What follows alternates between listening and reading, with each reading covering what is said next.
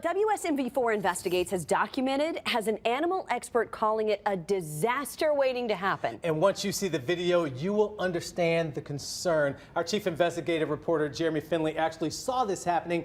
And Jeremy, you started recording. Yeah, that's right. I was downtown 2 weekends ago to see a friend who was in from out of town. One of the first things my friend asked me, why does the city allow big snakes on Lower Broadway?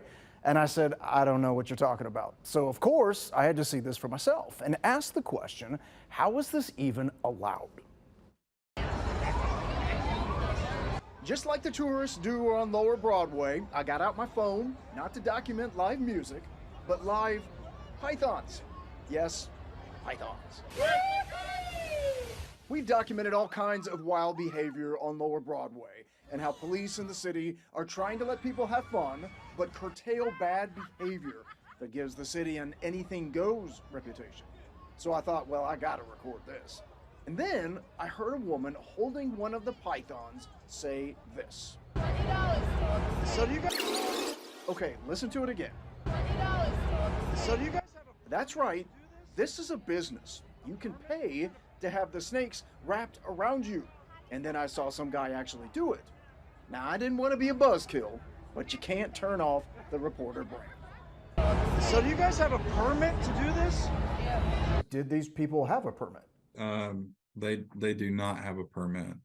Jason Oldham is with the city's transportation department. Since July, they, along with Metro Police, started cracking down on vendors because the sidewalks were getting so crowded, you have to have a permit if you're going to sell something.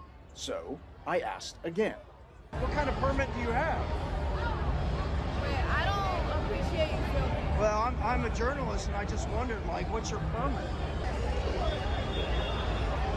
I'm okay. Thank you for letting me. I would rather not be on camera. In seeing this, Yeah, were you shocked? I was really surprised. That's Jacques Menesh. She's an expert at the Nashville Zoo on how animals interact with their environments. And as we all know, Lower Broad crowds aren't exactly known for their sobriety.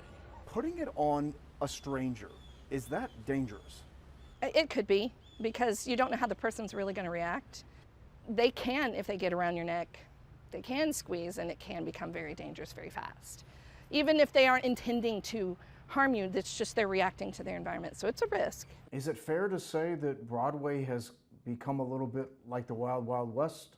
I do think there's challenges, and I do think there's evidence of those challenges. A diplomatic answer, as people try all kinds of ways to cash in on Lower Broadway's popularity. I don't know if I'm shocked at anything that happens on Lower Broad anymore.